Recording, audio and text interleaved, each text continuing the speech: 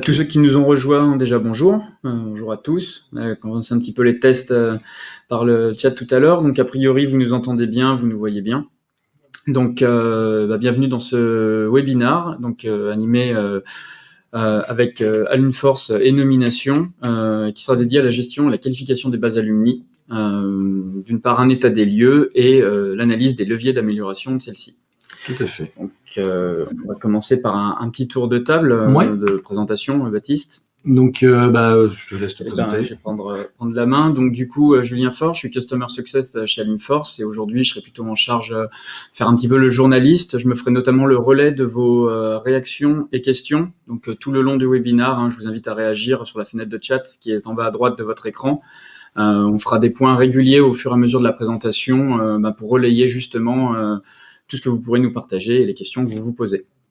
Et on est accompagné aussi aujourd'hui de Benoît Marcelin, qui représente Nomination. Je te laisse la parole 2 secondes, Benoît. Oui, bonjour à tous. Merci Baptiste de m'accueillir chez vous. Alors, dans une scène virtuelle, mais on est quand même chez vous. Donc, merci pour l'accueil. Donc, moi, je travaille chez Nomination.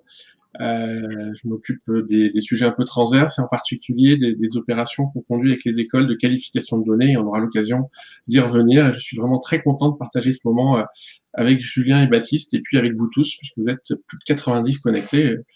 C'est impressionnant. Donc, j'espère être à la hauteur, Baptiste. En tout cas, merci beaucoup Benoît. Donc pour ma part, moi je suis Baptiste Massot, je suis le directeur commercial de la solution Alumforce. Je suis également ravi bien sûr d'accueillir Nomination. Le sujet d'aujourd'hui est un sujet qui je pense vous parle tous. Je pense que c'est une donnée qui est sensible, une donnée, surtout un sujet qui est d'actualité. Et donc l'idée, en tout cas aujourd'hui, c'était vraiment de parler des bases de données alumni au sens large. C'est vrai qu'on s'est rendu compte, en tout cas, que les bases de données sont devenues de manière globale essentielles pour d'une part la pérennité d'une formation, mais aussi son attractivité, et aussi ça représente bien sûr la qualité d'une formation. Et c'est vrai qu'on s'est rendu compte que les bases de données maintenant, elles sont au cœur de l'enseignement supérieur et de la recherche, que ce soit ne serait-ce que pour les enquêtes RNCP, les enquêtes de la CTI, les enquêtes de l'IESF. On va avoir aussi tout ce qui est les classements des divers journaux, alors fiables ou pas fiables, mais en tout cas, on va avoir un certain nombre de classements qui sont édités par les journaux, et ils se basent sur vos données. Donc ce sont des données qui sont super importantes. Et on a vu apparaître, on va dire, sur les 5-6 dernières années aussi, des besoins et surtout des obligations pour avoir des accréditations, d'avoir une base de données à jour de vos alumni, que ce soit pour les accréditations EQUIS, CSB, AMBA, EPAS, Quest pour tout ce qui est école d'ingénieurs. Donc c'est vrai que ce sujet-là nous tenait à cœur, ça faisait du sens pour nous en tout cas d'en parler aujourd'hui et surtout qu'on puisse vous apporter à la fois quelques éclairages, je l'espère, et aussi vous donner des leviers pour à la fois optimiser votre collecte de données, mais aussi pour qualifier vos données, ce qui est un point très important. Il vous faut des datas, oui, mais surtout, et ça c'est un point très important, comment faire en sorte pour qu'elles soient constamment à jour, que vous puissiez rendre vivant cette data et surtout que vous puissiez derrière, in fine, capitaliser dessus. Donc ça va être vraiment en tout cas tout le sujet d'aujourd'hui. Un rapide petit tour auprès d'Alumforce. Pour ceux qui ne nous connaissent pas, donc nous on est une solution web et mobile pour créer et gérer un réseau social professionnel pour tout ce qui est justement école, université, fondation et aussi bien sûr association d'anciens élèves. Et l'un des objectifs d'Alumforce, c'est de permettre aux associations et de vous permettre au sens large de pouvoir capitaliser sur vos données grâce à des statistiques clés en temps réel. Ça fonctionne très bien, mais derrière, encore faut-il avoir un maximum de données à jour. On arrive forcément à un moment où, surtout dans les anciennes promotions, c'est compliqué d'avoir le poste à jour, les données à jour, le numéro de téléphone, comment les contacter. Et donc, c'est assez naturellement, on va dire, qu'on s'est tourné vers Nomination, qu'on s'est rapproché de Nomination pour justement faire un partenariat ensemble. À Nomination, nous, à notre sens, est justement une des sources clés dans l'écosystème de l'enseignement supérieur et de la recherche au niveau de la fiabilité des données. Et donc, c'est très, très naturel qu'on ait fait ce partenariat. Et donc là, je vais laisser justement la main à Benoît pour qu'il nous en parle un peu plus. Oui, merci Baptiste. Donc, pour ceux qui ne nous connaissent pas, notre métier, nous, c'est produire de la donnée.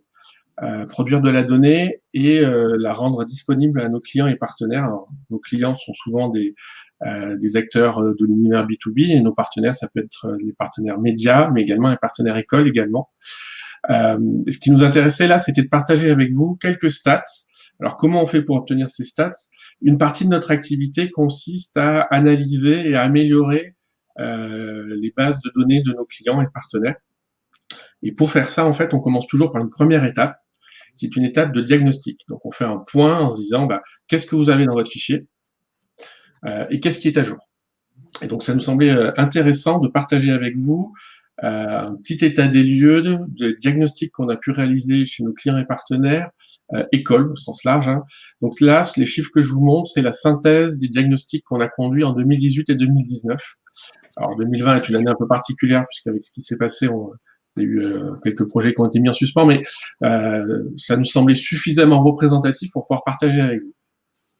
Donc nous, généralement, on s'intéresse à deux sujets. Le premier, c'est est-ce que les données sont renseignées? Et le deuxième, c'est est-ce qu'elles sont justes? Donc sur la première partie, nous, on a une focale qui est très forte. Hein, c'est une focale qui est la situation professionnelle des individus. Pourquoi? Parce que c'est l'angle qui nous permet d'adresser beaucoup de sujets, beaucoup de problématiques, et qui est un angle qui, en plus, est beaucoup plus facile à adresser sur tout ce qui est problématique de RGPD compliance. Donc, les quelques chiffres à retenir, c'est que d'une manière générale, les fichiers ou les bases alumni sont assez pauvres sur la partie situation professionnelle. Globalement, une personne sur 5 seulement en moyenne. Alors, je sais que quand on dit en moyenne, on a forcément des gens qui sont nettement meilleurs que ça, mais en moyenne, il n'y a qu'une personne sur 5 sur laquelle l'école connaît la fonction de la personne. La fonction, c'est pas direction marketing, on est d'accord. Hein. La fonction, c'est le rôle occupé par la personne pour être capable de distinguer un directeur marketing, un responsable digital, etc. Ensuite, dans quelle entreprise l'ancien travaille? 37%. Là, encore une fois, ça nous semble une donnée clé, une donnée indispensable pour commencer à faire de l'analyse, commencer à pouvoir actionner la donnée. Et 37%, c'est assez faible. À côté de ça, il y a la capacité d'activer cette donnée. La capacité d'activer, c'est très concrètement la capacité à prendre contact avec les personnes.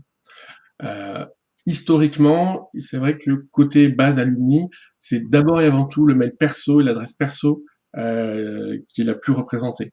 Alors, le chiffre à 68%, je ne sais pas si vous le ressentez haut ou bas, mais nous, il nous semble relativement bas, notamment parce que souvent, dans les bases, on se rend compte que derrière ces 68% de mails perso, il y a pas mal de mails écoles qui sont associés. Vous savez, le fameux mail que chaque étudiant reçoit en début de cycle, nom.prénom @ le nom de l'école.com ou .fr. C'est souvent une adresse mail qui est exploitée, utilisée, active pendant tout le cycle de l'étude, mais qui commence à être de moins en moins utilisée au fur et à mesure que les anciens s'éloignent en termes s'éloignent de leur école.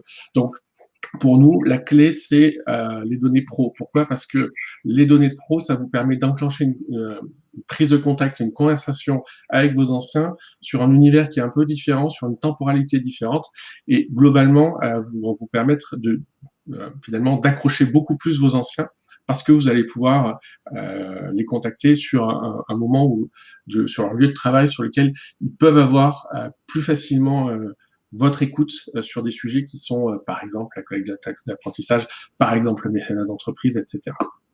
Donc, premier enseignement, nous, notre point de vue, c'est que les bases alumni sont pas très bien qualifiées, au sens où le pourcentage de données renseignées est pas terrible.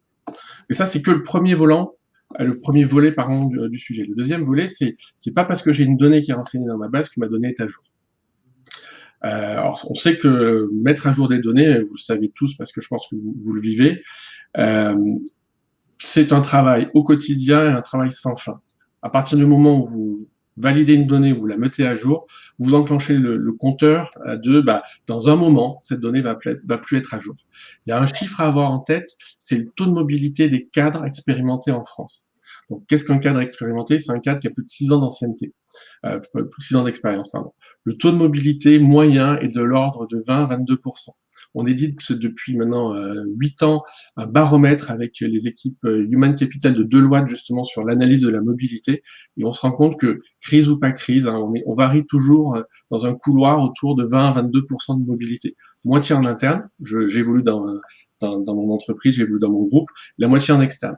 Ça veut dire quoi? Ça veut dire que si vous faites rien, en 2-3 ans, la quasi-totalité de vos données sur la situation professionnelle de vos anciens devient obsolète.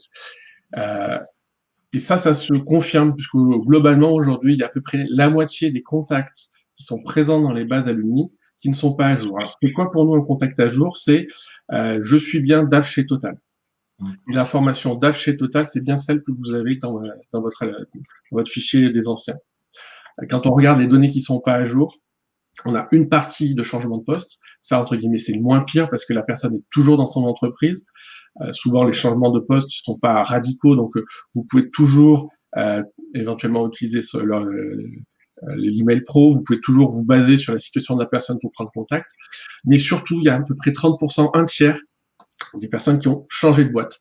Changer de boîte, ça veut dire que vous pouvez absolument plus utiliser vos données pour réenclencher une conversation avec vos anciens.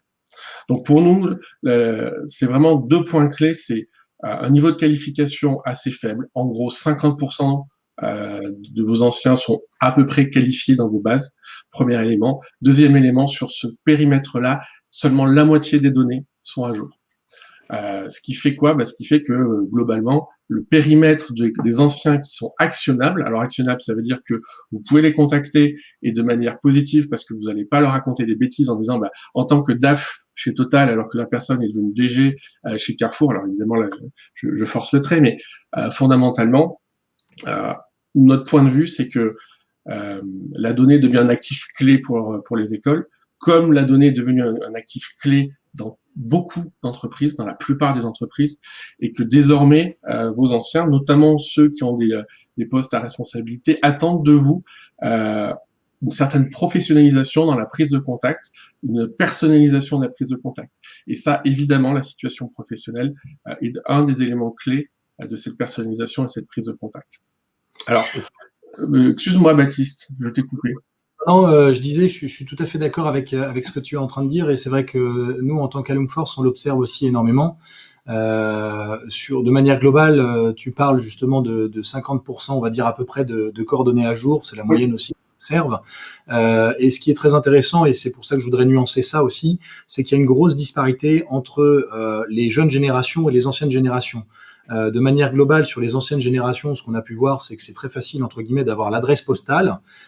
Sur les jeunes générations, c'est beaucoup plus facile d'avoir l'adresse mail et le numéro de portable.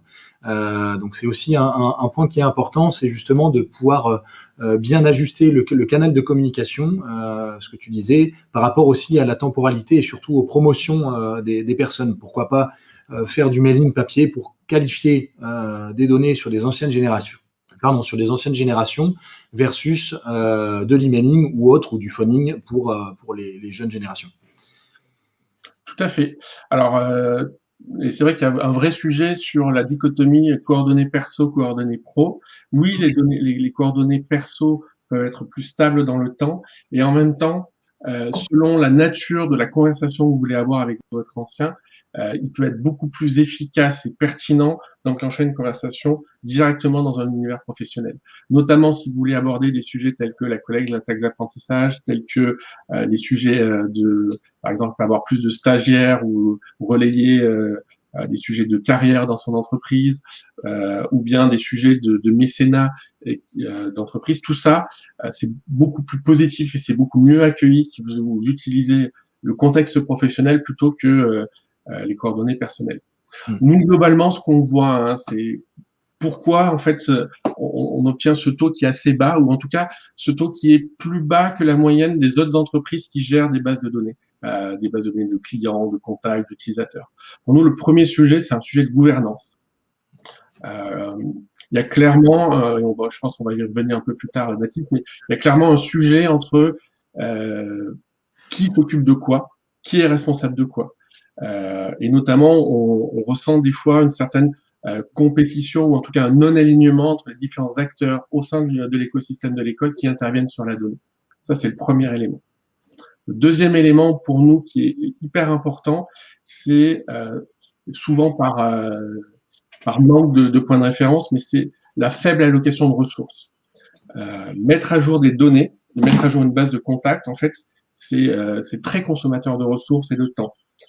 Pour vous donner un ordre d'indicateur, chez Nomination, donc nous, c'est notre métier de maintenir à jour une base de données. Globalement, le ratio, c'est qu'une personne, un équivalent temps plein qui ne fait que ça toute l'année, bien piloté avec les bons outils, etc., mais une personne à temps plein est en mesure de garantir une mise à jour annuelle sur 7500 contacts. Donc ça veut dire que si vous avez, mettons, une base d'anciens assez significative avec peut-être 75 000 anciens, ça voudrait dire que si vous voulez assurer à minima une mise à jour annuelle, vous avez besoin de 10 personnes affectées à temps plein sur cet exercice, sur cette tâche-là. Or, nous, de ce qu'on en voit, peu d'écoles allouent des ressources vraiment significatives sur ce sujet. Souvent, c'est un mi-temps d'une assistante, ça peut être un renfort périodique l'été de stagiaires, etc.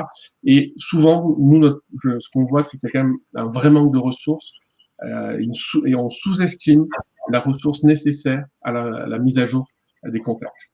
Ça, c'était le deuxième point. Et puis, le troisième point, là encore, gérer des données, en fait, c'est de l'expertise technique aussi. On s'improvise pas complètement gestionnaire de données. Et l'expertise technique, c'est à la fois une expertise sur la modélisation, sur la gestion des référentiels, mais aussi sur les outils technologiques qui vont sous-entendre et supporter finalement cette collecte de données. Ça peut être par exemple des outils qui vont vous aider à détecter automatiquement des emails qui sont incorrects. C'est peut-être des outils qui vont, à partir d'une clé sur le nom de l'entreprise, par exemple, vous permettre d'aller récupérer secteur d'activité, chiffre d'affaires, taille de l'entreprise, bref, des choses qui vont vous permettre d'accélérer votre collecte de données. Donc, pour nous, les trois sujets clés pour que les écoles, d'une manière générale, le secteur des écoles fasse un pas en avant et progresse sur le sujet de qualification des bases. Premier sujet, c'est alignement de la gouvernance. Le deuxième, c'est les bonnes ressources. Et le troisième, c'est ces ressources, c'est aussi l'expertise technique. Expertise technique que vous pouvez avoir en interne, mais sur lequel vous pouvez également vous appuyer avec des partenaires externes. Je pense que, je sais pas ce que tu en penses, Baptiste, mais pour nous, voilà, c'est vraiment les trois points qu'on voit de manière très régulière chez nos clients et partenaires écoles. De manière globale, c'est ce qu'on observe aussi. C'est vrai que les ressources, alors c'est ressources humaines, mais aussi potentiellement ressources financières, c'est un gros point, en tout cas, qu'on voit, nous, côté association alumni. Le côté gouvernance, on réalise énormément d'interfaçage justement avec les systèmes d'information des écoles, des fondations et associations d'alumni. Et c'est vrai que la gouvernance des données est toujours assez compliquée et surtout qui maîtrise quoi et qui est responsable de quelle data et quelle en est la finalité. Donc oui, on l'observe tout à fait. Bien sûr, l'expertise technique. On s'improvise pas gestionnaire de base de données du jour au lendemain. Il y en a qui utilisent leur DSI interne, ça fonctionne. Après, quid de la pérennité de ça, c'est-à-dire que chacun a ses manières de fonctionner. Donc je suis tout à fait d'accord, en tout cas avec ce constat. Est-ce qu'il y a des questions justement, oui, des remarques? Un premier point avant d'enchaîner.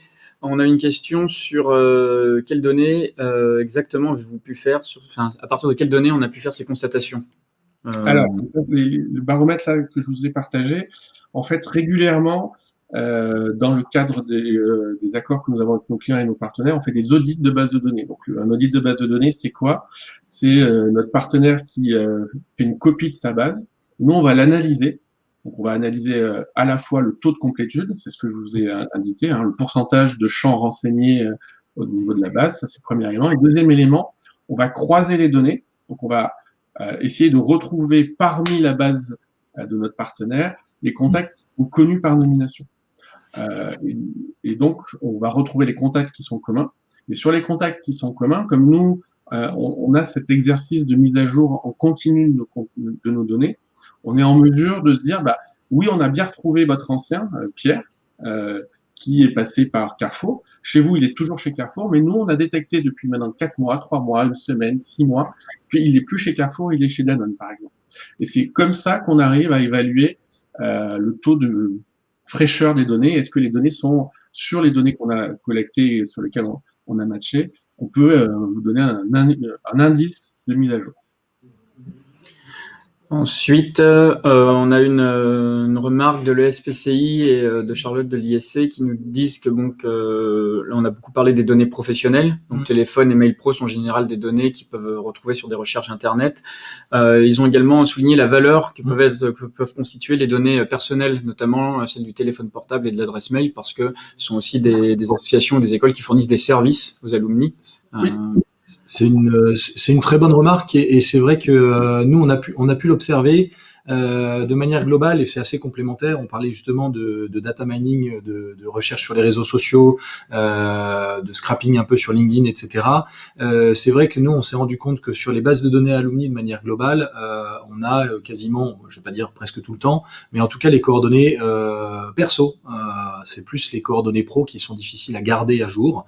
Donc c'est vrai que les coordonnées perso sont souvent partagées plus facilement au sein d'une association d'alumni. Faut pas oublier qu'historiquement les associations d'alumni s'appelaient souvent des amicales. Certaines encore s'appellent des amicales et donc c'est plus sur le côté un peu social et donc on va plus donner ces coordonnées personnelles que professionnelles, sauf si bien sûr on est en recherche d'emploi, etc. Mais c'est une très bonne remarque. C'est vrai que la valeur de la coordonnée personnelle est primordiale. Alors après, il y a peut-être juste un petit bémol, c'est on va dire les contraintes juridiques quant à l'exploitation des données varient beaucoup si vous êtes sur des données pro ou des données perso. Tout à fait. Ensuite, on avait une question si on possédait des statistiques sur le pourcentage de personnes qui trouvaient un emploi ou un stage via une plateforme en ligne de réseau des anciens. Alors, c'est pas chez nous parce qu'on fait pas de job board. Peut-être Baptiste, tu as des oui. Alors justement, c'est des KPI qu'on est en train de monter. Nous, on a une vision, on va dire, par établissement. On en accompagne plus de 220. Là, on est en train justement de monter en puissance pour avoir, ne serait-ce que même si c'est, je dirais de manière anonyme, mais en tout cas avoir un KPI clair. En tout cas, il faut savoir que le service numéro 1 consommé dans tous les réseaux d'alumni, c'est le job board. Tout le monde recherche un emploi à un moment ou à un autre, ou tout le monde cherche à recruter à un moment ou à un autre. Et c'est vrai que c'est l'un des services qui est particulièrement utilisé. Donc dès qu'on aurait un KPI de ce type-là qu'on est en train de compiler, on vous le partagera bien sûr. Et enfin, c'est plutôt des questions sur la notion d'accord ou RGPD. C'est ce qu'on sait jusqu'à quand on peut remonter pour extraire des données et le parcours académique d'un diplômé. Question, peut-on par exemple contacter et conserver le parcours et les données d'un diplômé de 1990? Alors, il y a une donnée qui est très importante. Vous avez le droit, en tout cas, de solliciter au minimum une fois cet alumni parce qu'il est considéré vis-à-vis de la RGPD ou de la CNIL, en tout cas, il est considéré comme avoir déjà été client. C'est-à-dire qu'il est passé au sein de la formation. Alors, si c'est encore mieux s'il y a un partenariat entre quand il y a une association d'alumni et l'école ou une fondation, quand il y a un partenariat vraiment fait. Et donc, ça permet justement d'échanger ces données et d'afficher un parcours. Par contre, afficher les coordonnées perso sans l'accord de l'utilisateur, je pense que ça, c'est pas faisable. Mais après, je pense que si on se lance dans la RGPD, on pourrait faire un webinaire complet dessus. C'est un sujet qui est assez complexe. En tout cas, il y a clairement un vrai sujet de différence entre est-ce que la donnée a été fournie par l'alumni, est-ce que vous l'avez collectée par exemple, scrapping de réseaux sociaux. Donc ça, c'est première différenciation forte. Et la deuxième différenciation forte, c'est coordonnées perso, coordonnées pro. Sur les coordonnées pro, vous avez beaucoup plus de latitude quant à l'exploitation. Par exemple, vous pouvez faire un emailing pro à qui vous voulez, alors que vous pouvez pas faire la même chose sur du perso. Sur du perso, il vous faut l'accord préalable avant d'envoyer des emails. Donc voilà, il y a pas mal de sujets, mais je suis d'accord avec toi, Baptiste, ça peut être l'occasion d'un webinaire en tant que tel. Après, c'est toujours des sujets compliqués qui sont soumis à interprétation, donc n'étant pas juriste de formation, je pense qu'il est temps de se limiter à notre humble niveau quant à ce sujet. C'est noté. Ben là, on va passer donc là justement un peu au levier. Tu as, je pense, vécu pas mal eu une belle expertise et tu as vu un certain nombre de points par rapport à justement les cotisations qui peuvent être un frein en tout cas pour perdre le lien avec les anciens. Oui. Est-ce que tu peux nous en parler un peu plus, justement, en tant que nomination, toi qui es en Oui. contact? Alors là, je vais prendre une casquette qui est une casquette un peu particulière, qui est celle du producteur de données. Hein.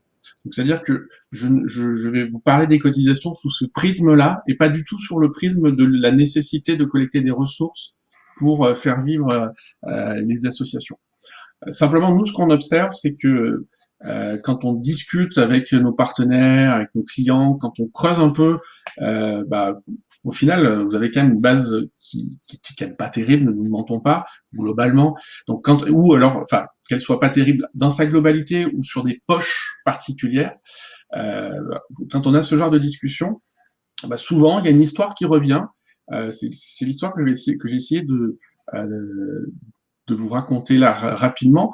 C'est l'histoire où, historiquement, l'appartenance au réseau des anciens se traduisait par une cotisation. J'étais dans le réseau, j'étais actif au réseau parce que j'avais payé ma cotisation. Et cette cotisation est très rapidement devenue la source de revenus majeure, voire quasiment unique des associations des anciens en charge de faire vivre ce réseau. Comme une association d'anciens est un organisme qui vise à perdurer, et mécaniquement, si votre principale source de revenus, c'est les cotisations, vous allez y allouer beaucoup d'énergie.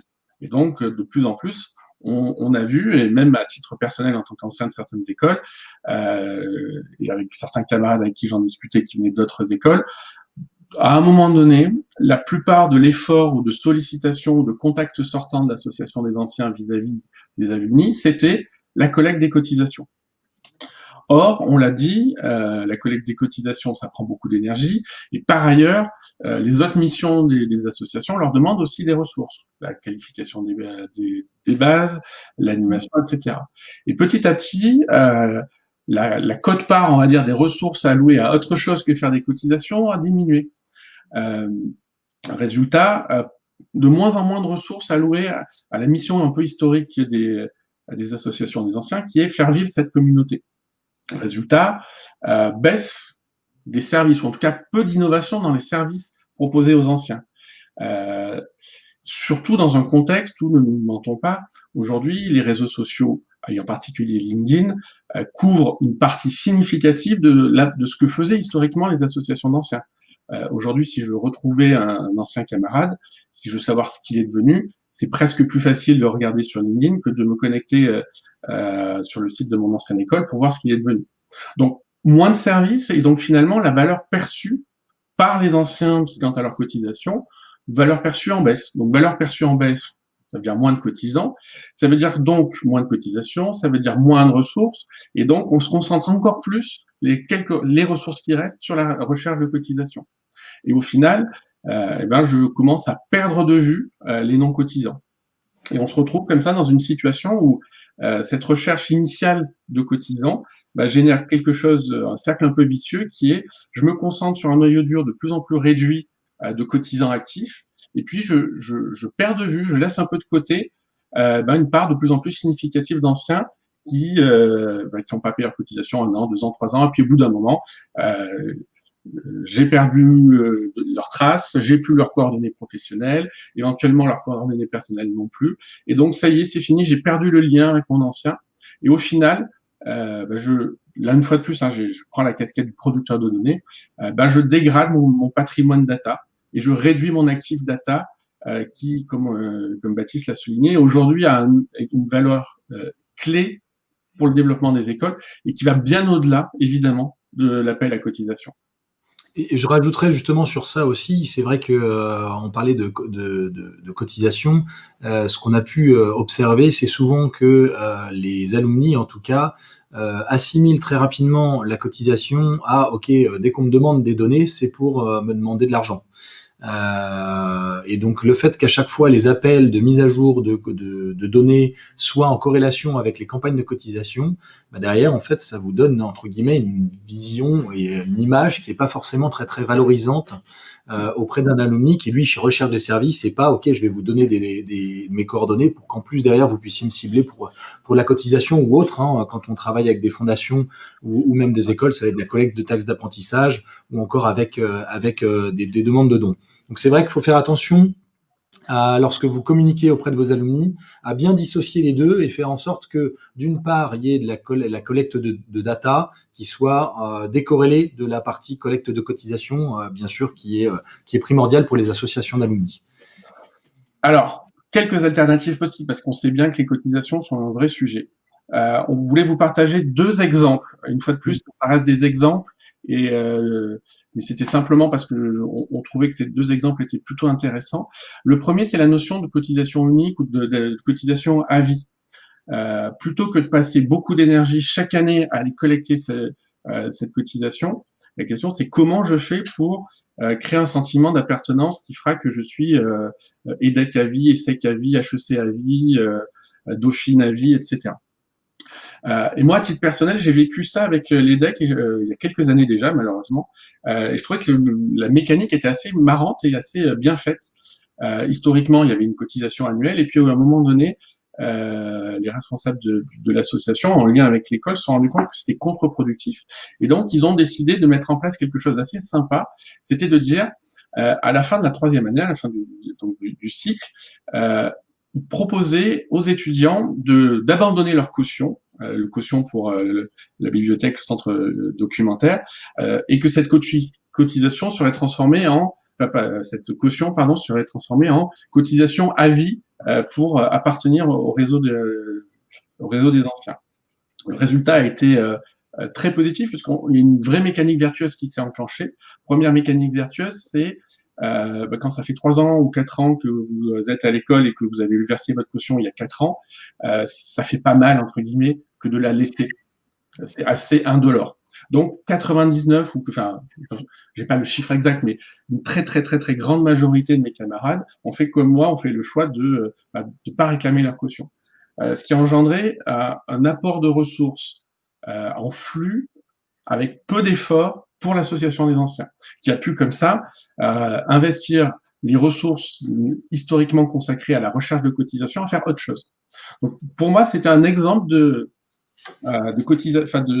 mécanique assez vertueuse. Alors, à la question parce que je vois le chat en ligne, combien valait la caution, j'avoue que ça fait un peu trop longtemps pour que je puisse vous répondre objectivement là-dessus.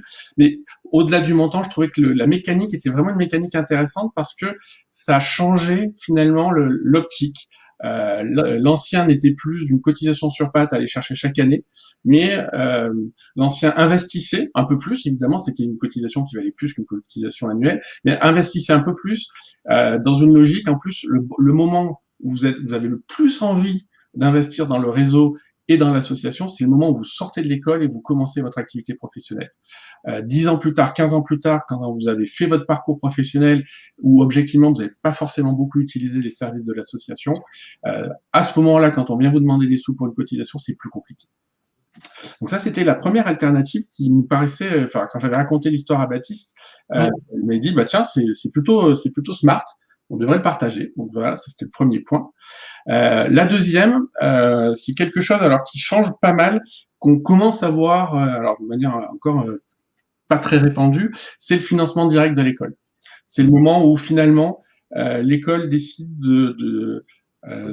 d'investir dans la gestion de la communauté, dans la gestion du réseau des anciens, et décharge l'association de son rôle historique de recherche de financement, et notamment par la cotisation. Là, c'est un effet vertueux extrêmement fort, c'est que l'association se recentre sur sa raison d'être, l'animation de la communauté.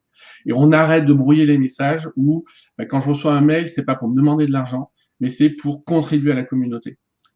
Et donc, ça peut, là aussi, générer une mécanique positive. Alors évidemment, est-ce que c'est applicable partout? J'en sais rien. Mais en tout cas, une fois de plus, un mode de financement alternatif qui nous semblait intéressant à partager parce que la cotisation, c'est peut-être la cotisation annuelle, c'est aujourd'hui, d'un point de vue data, la pire des options parce que ça vous bloque beaucoup de choses. Ça concentre beaucoup trop de ressources qui seraient tellement plus intéressantes d'allouer à faire autre chose que de la collecte de cotisation. En tout cas, C'est une conviction qu'on a et qu'on voulait vous partager ce matin. Mais c'est vrai que sur le financement direct de l'école, pas plus tard que hier et aujourd'hui, on a deux nouveaux réseaux qui nous ont rejoints, qui justement l'animation est portée par l'association, le projet est porté par l'association. Néanmoins, le financement vient directement de l'école, qui eux ont véritablement décidé d'investir sur l'avenir de l'association pour pérenniser l'association et pour faire en sorte que justement ces données qui vont pouvoir collecter grâce aux différents services qu'ils vont organiser, que ce soit des événements, que ce soit des job fairs, que ce soit l'espace carrière et l'insertion professionnelle des diplômés, puissent derrière revenir entre guillemets de manière encore plus positive auprès de l'école, que ce soit sur du financement à moyen terme ou même tout simplement envoyer tout simplement leurs enfants aussi dans ces écoles parce qu'ils ont trouvé ça vertueux. Est-ce qu'il y a des questions? Je vois le temps qui file un peu. Donc, on va rapidement les traiter. Simplement des remarques. Françoise de Club Savignac, donc l'école d'hôtellerie, qui nous a dit qu'ils avaient effectivement, eux, opté pour la cotisation à vie. On a une remarque du CELSA qui nous dit qu'effectivement, le problème des cotisations est crucial. Ils ont remarqué durant le confinement, pour avoir ouvert leur plateforme et les services de la plateforme à l'ensemble des alumni, donc cotisants comme non cotisants, qu'ils avaient eu énormément un taux d'engagement qui était en hausse. Beaucoup d'alumni qui s'étaient manifestés, qui avaient plutôt adhéré justement aux services rendus par la plateforme et qui du coup, ils avaient augmenté le taux d'engagement comme ça. Alors, une remarque de Véronique qui nous dit qu'aujourd'hui, à l'EDEC, la cotisation à vie est à payer à l'entrée de la scolarité. Donc, une évolution dans la stratégie de l'école, mais en tout cas, l'exemple mentionné précédemment par Benoît avait eu ses résultats. Ensuite, on a une remarque un petit peu plutôt sur la nature des établissements, comme quoi la cotisation à vie peut faire sens pour les écoles de commerce notamment. Ce serait peut-être plus compliqué au niveau des écoles d'ingénieurs ou alors des universités. Alors l'université, ça justifie notamment par le taux de boursiers et tout à ces fait. choses-là. C'est vrai que sur les écoles d'ingénieurs, c'est encore... On voit que c'est en train de changer. Ça commence à rentrer un peu dans les mœurs. Après, en effet, c'est peut-être moins démocratisé. Je suis tout à fait d'accord avec ça, mais c'est en train de commencer à faire son petit bonhomme de chemin. On va pouvoir passer on enchaîne sur le deuxième levier. Là, pour le coup, c'est vrai qu'on a fait un constat quand on a longuement échangé ensemble, Benoît. C'est vrai que, et tu le disais au départ, réintégrer la gestion des bases au cœur des préoccupations de l'école est primordial. Je pense qu'on a le même constat, qui est celui-ci, avec entre guillemets, on tire le trait idéal avec le après. Mais c'est vrai qu'on a, je pense, tous les deux ces mêmes visions et ces mêmes retours, avec un éclatement d'un nombre de fichiers incalculables, de bases de données incalculables, avec pas forcément les mêmes référentiels et pas d'harmonisation au niveau de la communication. Et c'est vrai que ça, c'est anti entre guillemets collecte de data. C'est très compliqué derrière pour capitaliser dessus. Mais ça, je pense que c'est justement un travail que Nomination fait, mais ça doit pas être très facile. Donc, je te laisse un peu la main pour nous parler justement de ce que tu vois et ce à s'attend. Là, une fois de plus, ce qu'on observe, c'est des choses qu'on a pu observer dans des entreprises il y a quelques années. Avant d'être chez Nomination, j'ai sévi quelques années dans le conseil et j'ai notamment bossé sur des sujets de référentiel client unique. Rassurons-nous, toutes les boîtes, toutes les organisations, par pragmatisme, par agilité, par envie d'aller vite ou par problématique politique interne, c'est toujours plus facile quand j'ai un sujet de créer ma petite base à côté, mon fichier à côté. Et on se retrouve comme ça rapidement dans certains cas. Alors, je ne citerai aucune école parce que je m'en souviens plus et c'est pas le lieu, mais où l'association gérait son fichier, c'est mon fichier à moi, c'est mon beau fichier avec mes cotisants. À côté de ça, la fondation qui avait aussi des objectifs légitimes pour aller solliciter des grands donateurs, ils avaient le droit de regarder une fois par an le fichier de l'association.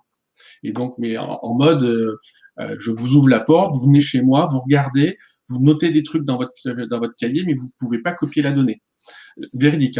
À côté de ça, un service carrière qui gère de manière assez dynamique des relations avec des gens qui postent des annonces, qui cherchent, etc. Mais une fois de plus, tout ça pas associé, pas lié avec le travail des autres. Au final, on voit aussi depuis quelques années qui émerge le sujet de déploiement de CRM dans les écoles. Donc, de CRM plutôt à destination des directions d'entreprise, des gens qui gèrent le recrutement de la formation, etc. Mais pas forcément bien associé, bien lié avec notamment l'actif qui est souvent un actif fort au niveau de l'association, des anciens et puis de la fondation. Et au final, les deux phrases qu'on entend le plus, c'est mon fichier, et le deuxième, c'est comment ça se fait qu'on a envoyé à la même personne le même jour 3 mailings différents. Et la réponse, c'est normal, c'était 3 expéditeurs, 3 bases différentes, et donc on n'avait aucun moyen de le faire. Donc ça, évidemment, grossit le trait, évidemment, c'est un peu caricatural, mais malgré tout, ça nous arrive encore régulièrement quand on fait des audits de bases de données, qu'on nous explique que, en fait, on va pas nous fournir un fichier, mais 2 ou 3, qu'ils n'ont pas tout à fait la même tête, qu'ils ont peut-être un peu les mêmes données, mais pas vraiment. Donc ça reste encore une réalité. Derrière, c'est quoi la cible? Alors la cible, évidemment, la cible idéale, c'est la base unique. La base unique qui permet une collecte, une mise à jour centralisée avec notamment un référentiel ou un dictionnaire de données commun. Ça, c'est la clé. C'est faire en sorte que vous rangiez, vous organisiez votre donnée de la même manière. Le nombre de fois où on voit arriver des fichiers dans lesquels un truc aussi bête et aussi peu impactant que la civilité s'écrit des fois M ou Monsieur ou MR, ça a l'air de rien, mais c'est juste un signal comme quoi personne n'a travaillé à définir justement cette data policy, cette gouvernance de la donnée. Souvent, le deuxième point qui est important, c'est d'identifier quel est l'opérateur. L'opérateur, il faut qu'il soit unique en vrai, qui prend la responsabilité opérationnelle de la gestion. Ça ne veut pas dire qu'il est seul propriétaire de la donnée, ça veut, évidemment. Mais il faut bien distinguer deux choses, et ça, c'est souvent quelque chose qui ressort des discussions qu'on a selon avec qui on parle dans l'écosystème des écoles, c'est l'école peut opérer la donnée, donc peut opérer la base de données.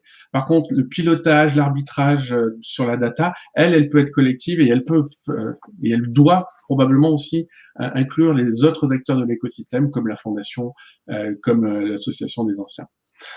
Et notamment, c'est une notion de consommation. C'est rigolo, mais souvent, ça arrive à peu près au même moment où la fondation veut faire un emailing parce que c'est le moment d'aller chercher du fundraising sur la réduction d'impôt sur le revenu. Tiens, c'est le même moment où l'association fait sa recherche et ses appels de cotisation. Tiens, c'est à peu près le même moment où quelqu'un au service entreprise décide d'envoyer un petit emailing sur la partie de la taxe d'apprentissage. Donc, c'est plus confort si chacun a son fichier parce que chacun fait ce qu'il veut, mais en vrai, ça fonctionne pas. En vrai, ne serait-ce que dans un cadre RGPD, vous avez l'obligation de basculer dans cette approche unique, unifiée. Et donc, voilà, le principe de base, c'est un modèle de données commun. Qu'est-ce que je veux savoir sur mes anciens? Comment je structure la donnée? C'est quoi un secteur d'activité chez moi? Est-ce que je prends le code NAF ou est-ce que je fais mon propre secteur d'activité? Qu'est-ce que je fais des entreprises à l'étranger? Comment je structure les fonctions des personnes? Est-ce que j'ai juste un titre et puis voilà, je fais une recherche mots-clés, mais je peux absolument rien consolider? Je peux pas faire de ciblage? Ou est-ce qu'au contraire, je structure très fortement? Mais dans ces cas-là, comment je bascule d'un titre VP Sales à un titre directeur commercial, bien rangé? Autant de questions en fait qu'il est nécessaire de poser sur la table et sur lesquelles Nomination est loin d'être le seul partenaire de ce genre d'approche. C'est vraiment une approche entreprise entre guillemets, une approche collective pour basculer de cet univers très parcellaire qui est l'historique de la plupart des organisations et en particulier dans l'univers des écoles. Et puis une vision un peu plus moderne, un peu plus cible, qui est à minima une gestion commune ou en tout cas unifiée de la donnée pour être plus efficace et pour éviter de consommer 2 ou 3 fois plus de ressources à la collecte, à la maintenance de la donnée. C'est vrai que sur la notion unifiée, je te rejoins tout à fait. Nous, c'est vraiment une pratique qu'on a démocratisée lorsque justement on travaille avec des nouveaux établissements qui nous rejoignent. La première chose qu'on leur pose comme question, c'est OK, est-ce que vous pourriez nous fournir justement des référentiels? Et idéalement, si le référentiel de fonction, de secteur d'activité, de civilité ou autre est similaire à l'école ou la fondation, ce serait encore mieux, parce que derrière, ça nous permet à la fois de nous interfacer beaucoup plus facilement avec justement ces bases de données, mais aussi de pouvoir échanger de la donnée beaucoup plus facilement et qu'il y ait une véritable, je dirais, transversalité de la donnée entre les différents acteurs. Donc c'est vrai que c'est un schéma qui est entre guillemets idéal. Cette base de données unique, elle peut être, à mon sens, accessible que côté admin, c'est-à-dire que ça peut être un CRM, comme ça peut être un ERP, comme ça peut être une base de données maison, même si c'est pas forcément ce vers quoi on tend, qui est alimentée justement par une multitude d'autres sources Notamment Alumforce est une source pour tout ce qui est partie alumni, mais ça peut être d'autres sources. Nomination peut être une autre source, mais aussi d'autres acteurs peuvent enrichir cette base sur justement des données bien particulières qui seraient utiles pour les relations entreprises, pour la taxe d'apprentissage, qui seraient utiles pour la fondation, pour les recherches de dons, etc., etc. Donc c'est vrai que la partie opérateur et la partie pilotage est primordiale. Et je rajouterai un dernier point, c'est aussi qui est maître des données par rapport à la typologie d'utilisateurs. Là, on parle de données alumni, mais c'est vrai que de plus en plus, on voit un mix entre guillemets au niveau des réseaux sociaux professionnels, en tout cas que nous on anime, dans lequel vous avez les étudiants, les enseignants et les alumni. Et c'est vrai que, à mon sens, il doit y avoir une gouvernance de données bien définie et bien légitime où les données étudiantes, si elles viennent de l'école, en toute logique, elles devraient être plus à jour, entre guillemets, sur le réseau alumni, parce que l'école est maître, entre guillemets, de ces données-là en tant qu'étudiant. Par contre, dès lors qu'ils quittent l'établissement, ça va être l'association alumni, s'il y en a une, ou la fondation, qui, elle, devient maître sur ces données qu'elle collecte et les envoie dans cette base de données unique. Est-ce qu'il y a des... Oui ? Ouais, juste pour que ça soit plus facile et d'un point de vue juridique aussi un peu plus simple avec le RGPD, l'idéal, c'est de définir que le responsable de traitement n'est pas ou l'école, ou la fondation, ou l'association, mais de le voir en fait en tripartite. Parce que c'est la seule manière de gérer, alors ça c'est une parenthèse, mais la seule manière de gérer facilement tous les sujets RGPD, c'est finalement de considérer que vous avez un traitement collectif, et que donc avec un opérateur, quel qu'il soit, et que à côté de ça, vous gériez les éventuels arbitrages par une instance de pilotage tripartite, école, fondation, association, etc. Mais vraiment, s'il y a bien un conseil, c'est essayez pas de gérer des choses où la donnée est propriétaire de petits bouts. Le principe de base du RGPD, de toute façon, c'est que vous n'êtes pas propriétaire de la donnée, c'est la personne qui est propriétaire de ces données.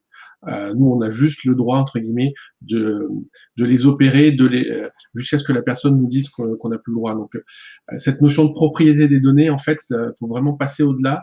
Le RGPD, le principe de base, c'est la donnée, elle appartient aux anciens, elle appartient aux personnes, et surtout pas ni à l'école, ni à la fondation, ni à l'association des anciens. Donc, essayer de la jouer collective, pour nous, c'est dans les écoles où cet esprit collectif a été mis en place, on voit les résultats des diagnostics, ça n'a juste rien à voir en fait. Du coup, Benoît, tu as répondu en partie à une question qui était posée justement sur RGPD, sur la transmission des fichiers et comment la centraliser et la traiter. On avait un partage d'expérience à MBS quand l'école veut s'adresser aux diplômés, donc il passe par, j'imagine, la plateforme MBS Alumni. Et quand MBS Alumni veut s'adresser aux étudiants, il passe par les programmes concernés, donc ce qui permet de gérer notamment le calendrier des envois. On parlait des emailing à différentes finalités.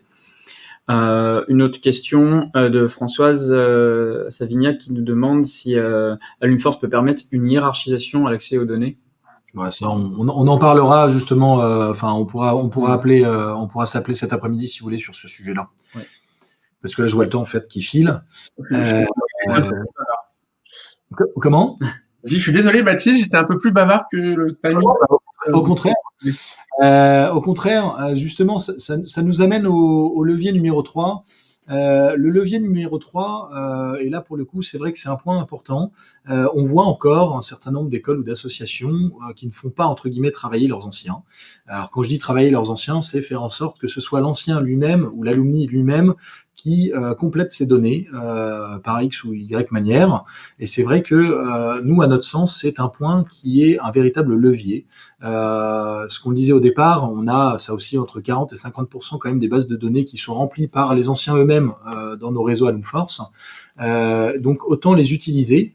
Après, il faut savoir qu'il faut qu'il y ait un certain nombre d'outils qui aident à la saisie. Et ça, c'est un point très important.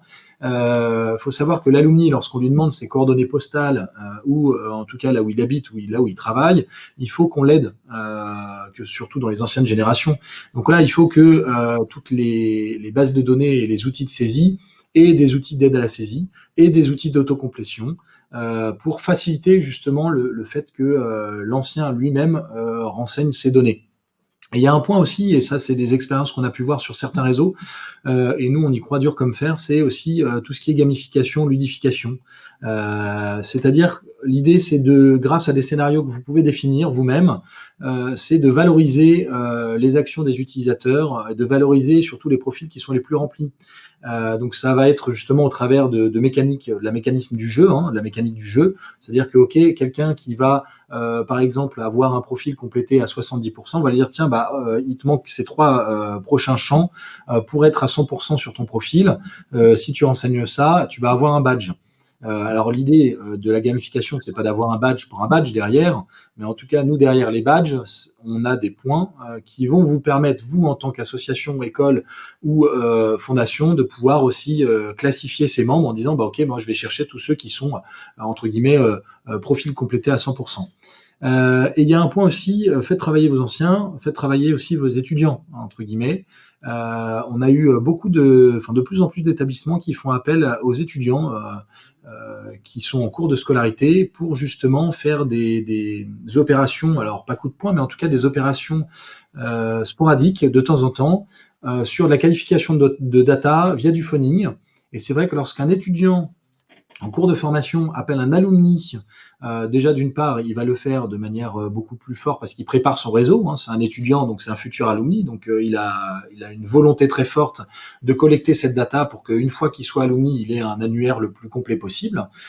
Mais aussi, c'est vrai que la notion d'un étudiant qui appelle un alumni, j'aurais plus tendance en tant qu'alumni à répondre à un étudiant sachant qu'il est encadré et qui fait partie de l'école, à lui donner mes coordonnées versus à une entreprise complètement tierce qui viendrait de nulle part. Mais c'est vrai que c'est des petites choses qu'on a pu voir qui fonctionnent très très bien sur des opérations ponctuelles. Quand il s'agit justement de pérenniser tout cela, et ça va m'amener justement au levier numéro 4. Quand il s'agit de pérenniser tout ça et d'avoir vraiment quelque chose de professionnel et d'arriver à un niveau de data ultra précis sur tel ou tel poste ou tel type de données dont vous avez besoin et surtout que vous souhaitez être le plus qualifié possible, il faut aussi que vous puissiez vous appuyer sur justement des partenaires externes. Donc là, c'est je reviens au départ de ce que je disais, mais c'est vrai que c'est assez naturellement qu'on s'est tourné vers nomination. Et donc là, moi, ce qui m'intéresserait, en tout cas, Benoît, si ça te va, c'est justement que tu puisses expliquer rapidement la méthodologie que vous utilisiez pour justement qualifier ces données et fournir, entre guillemets, quelque chose encore plus propre une fois que c'est passé dans les moulinettes de nomination, si je puis dire. Ok, avec plaisir. Alors le principe, il est simple. Donc nous, notre métier, c'est produire de la donnée. Donc on a une équipe de 25 personnes à Paris et une trentaine de personnes à Madagascar qui toute la journée en fait font des opérations d'identification, qualification, vérification de la donnée. Et donc c'est tout naturellement qu'on a certains partenaires qui nous ont demandé un coup de main pour traiter leurs propres données. Donc c'est des opérations un peu ponctuelles qu'on fait avec en l'occurrence avec nos partenaires écoles. La mécanique, elle est assez simple. L'idée de base, c'est de dire, contrairement à une croyance un peu répandue, tout ce qui est écrit sur Internet n'est pas vrai. Alors je sais,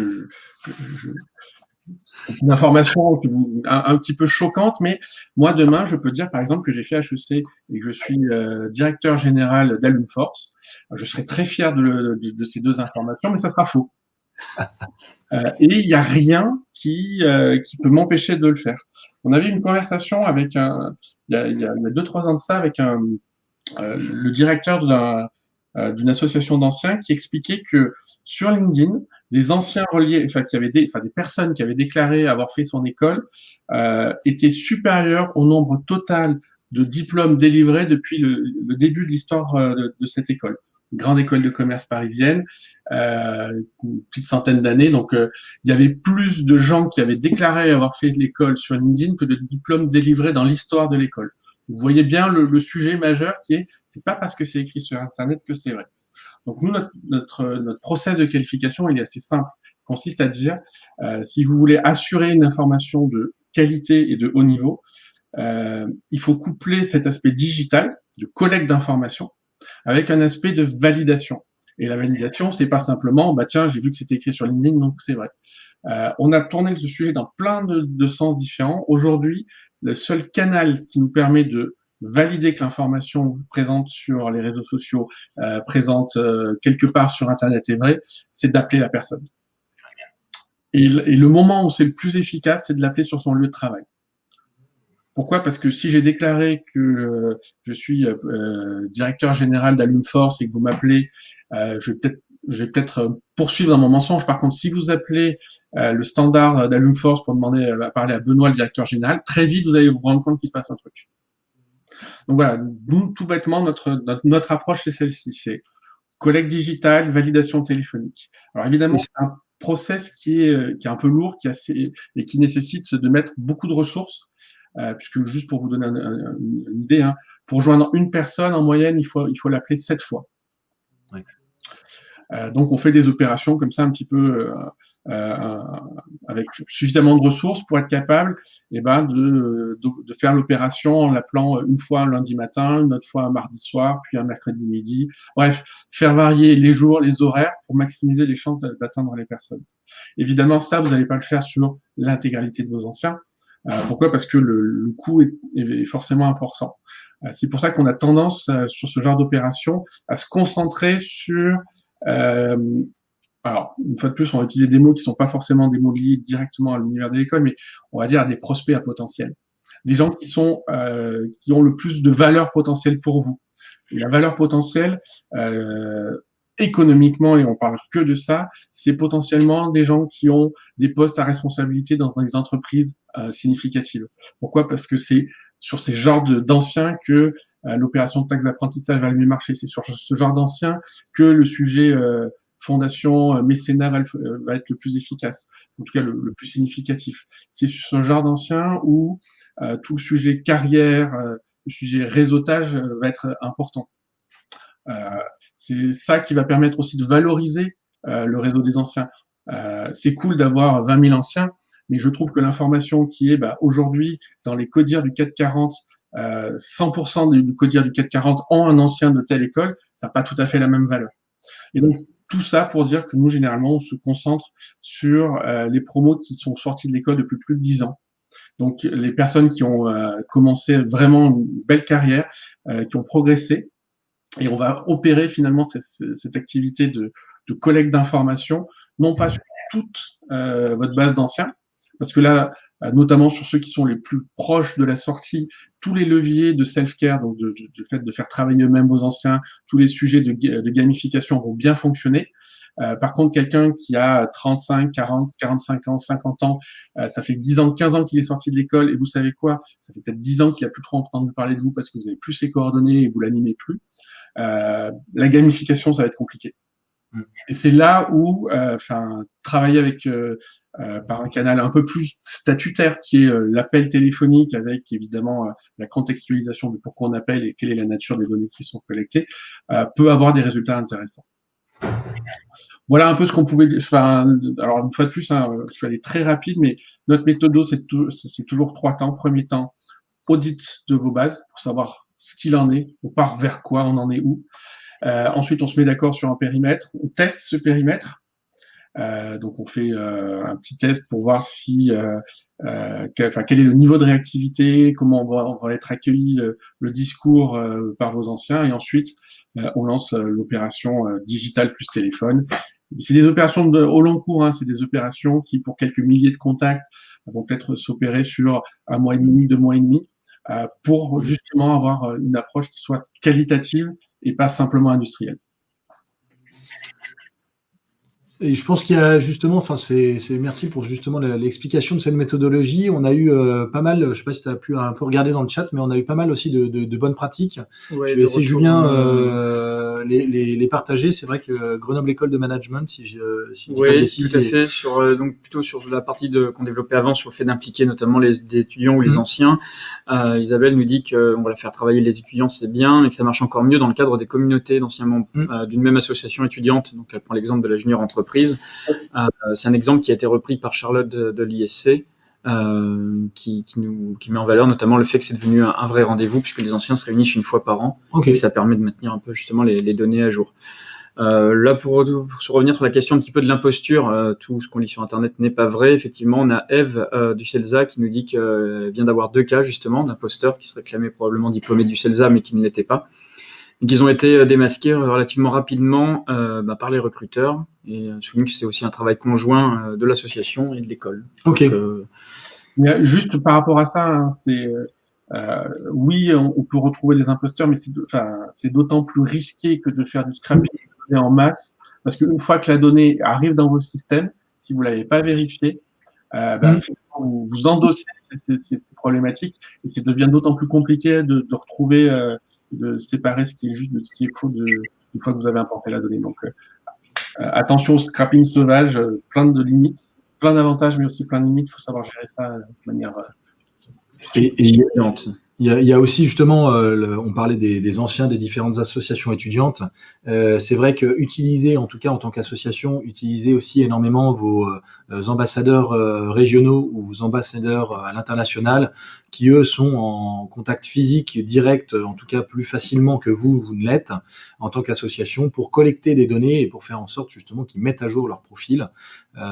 Utilisez-les comme des vrais relais, et ça je sais qu'il y a beaucoup d'écoles de commerce ou d'écoles d'ingénieurs qui le font. De plus en plus d'universités commencent à s'y mettre aussi. Donc c'est vrai qu'il faut pas négliger en tout cas ces ambassadeurs.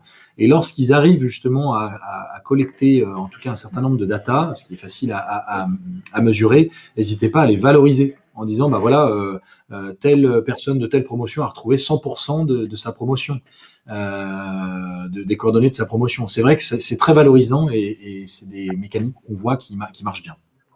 Est-ce qu'il y a d'autres questions, d'autres remarques? Là, on va se donner encore les 5 dernières minutes avant de terminer.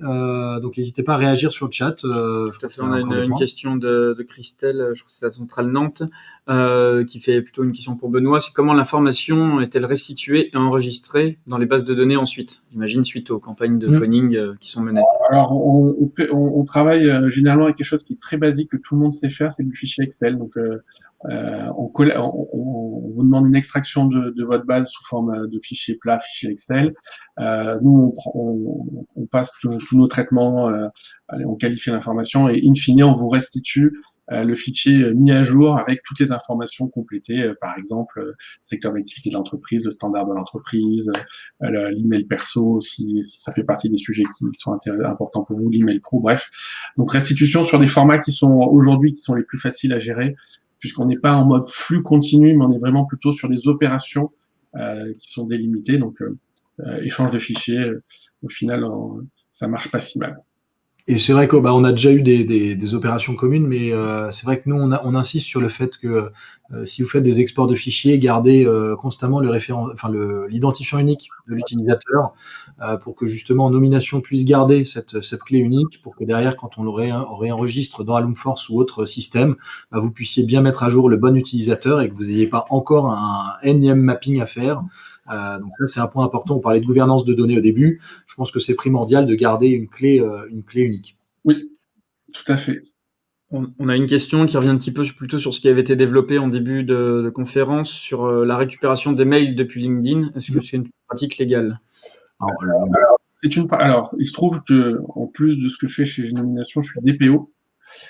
Donc, je peux vous répondre clairement. C'est légal à condition de respecter pas mal de choses, dont notamment, donc, ça s'appelle la collecte indirecte. Je crois que c'est l'article 46 du RGPD, qui consiste à dire que quand vous récupérez de la donnée sur un support tiers, en l'occurrence LinkedIn, vous faites de la collecte indirecte. Vous n'avez pas collecté directement auprès de la personne, mais via un média au sens un intermédiaire.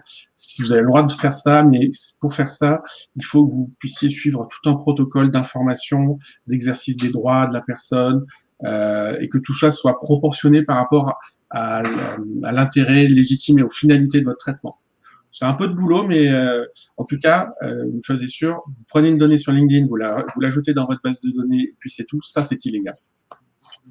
Il faut le loguer quelque part, il faut dire, voilà, ça c'est les données qui viennent de LinkedIn. Si jamais vous êtes contrôlé pour X ou Y raison... Ça suffit pas, il faut le loguer, il faut informer la personne, il faut avoir la preuve que vous avez bien informé la personne, il faut lui permettre d'exercer ses droits d'accès, rectification, opposition, enfin, il y a tout un package, on va dire, un peu juridique pour rendre licite, au sens légal, de la donnée que vous avez collectée, non pas directement auprès des personnes, mais par un tiers.